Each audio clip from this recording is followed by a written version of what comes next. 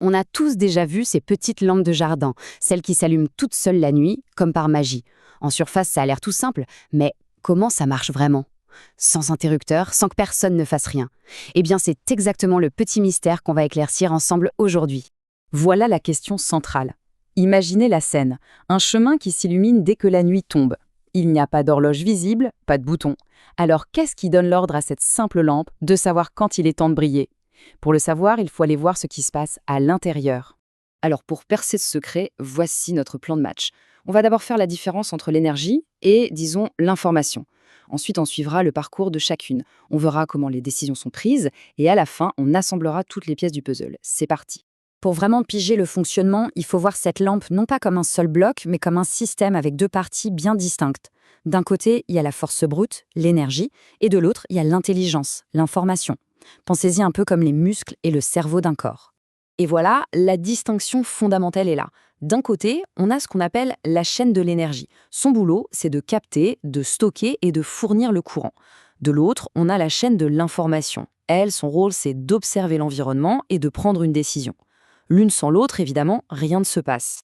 Pour mettre tout ça en image, on va utiliser un outil super pratique, le schéma fonctionnel. L'idée, ce n'est pas du tout de faire un dessin hyper réaliste de la lampe, non. C'est plutôt de créer une sorte de carte logique, avec des boîtes et des flèches, qui montre qui fait quoi et dans quel ordre. C'est vraiment la clé pour décortiquer n'importe quel système automatique. Bon, commençons par le plus concret. On va suivre le chemin de l'énergie. D'où est-ce qu'elle vient? Comment est-ce qu'elle arrive jusqu'à l'ampoule? C'est vraiment la première étape pour comprendre notre petite borne solaire. Alors, voici les acteurs principaux de cette chaîne de l'énergie. Chacun a un rôle bien précis. On a le panneau solaire qui capte, la batterie qui stocke, un petit régulateur électronique qui gère le tout, et bien sûr, la LED qui, à la fin, produit la lumière. C'est une vraie petite équipe qui travaille ensemble. Le parcours de cette énergie, on peut le découper en 4 grandes actions. D'abord, on capte l'énergie du soleil et on la convertit. Ensuite, on la stocke pour pouvoir s'en servir plus tard. Après, on la distribue au bon moment. Et enfin, on l'utilise pour créer de la lumière. C'est un flux, un cycle assez simple en fait. Donc, pour résumer, le moment crucial, c'est pendant la journée. Le panneau solaire bosse dur. Il transforme la lumière en électricité. Mais attention, cette énergie n'est pas utilisée tout de suite. Non, elle est mise de côté, bien au chaud dans la batterie, en attendant que la nuit tombe. Allez, on passe maintenant à la partie la plus fascinante, je trouve. Le cerveau du système. Comment la lampe sait qu'il fait nuit? Comment est-ce qu'elle prend la décision de s'allumer? C'est tout le rôle de la chaîne de l'information. Et tout comme pour l'énergie, le traitement de l'info suit un processus logique en 3 temps. D'abord, le système doit sentir ce qui se passe autour de lui. C'est l'acquisition. Ensuite, il doit analyser cette info pour prendre une décision, ça c'est le traitement. Et pour finir, il doit communiquer cette décision, et ça c'est la commande. En pratique, le processus est d'une simplicité géniale. Le capteur, c'est l'œil du système. La carte électronique, c'est son mini-cerveau. Elle compare juste la lumière qu'elle reçoit à une règle toute bête. Si la lumière est en dessous d'un certain niveau, alors. Et la communication, c'est la voix qui donne l'ordre final. Allume-toi ou éteins-toi. Parfait.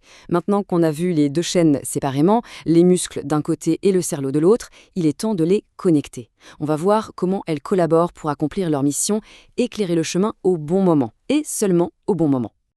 En fait, si on prend un peu de recul, c'est finalement très logique. Le système a besoin de 2 choses qui viennent du monde extérieur. De l'énergie, sous forme de soleil, et de l'information, sous forme de lumière ambiante. Il mouline ces 2 entrées en interne, et il produit une seule sortie, bien visible, de la lumière la nuit. Et voici le lien crucial, la poignée de main entre le cerveau et les muscles. C'est ça le point de contact. La chaîne d'information, elle, ne crée pas de lumière. Son seul rôle, c'est d'envoyer un signal tout simple, un ordre, une commande à la chaîne d'énergie. C'est cet ordre qui va agir comme un interrupteur invisible et qui va dire au courant « Vas-y, tu peux passer de la batterie à la LED ». Maintenant que le principe est clair pour une simple lampe, on se rend compte que cette logique s'applique en fait partout. L'idée, c'est de passer de la compréhension de cet objet à la capacité d'analyser plein d'autres systèmes automatiques qu'on croise tous les jours. Faisons une petite expérience de pensée. Prenez un objet simple, disons un portail automatique. On peut facilement identifier sa chaîne d'énergie, d'où vient le courant pour le moteur, et on peut aussi identifier sa chaîne d'information. Quel capteur, la télécommande par exemple, déclenche l'ouverture. C'est exactement la même logique qui est à l'œuvre. Alors, pour résumer, on a maintenant les clés de lecture. On sait faire la différence entre la chaîne qui fournit la puissance et celle qui prend les décisions. Et surtout, on a vu comment le cerveau donne des ordres aux muscles. Avec ces deux concepts, il devient possible de décrypter le fonctionnement de quasiment n'importe quel système automatique. Et c'est là qu'on touche à toute la puissance de cette approche.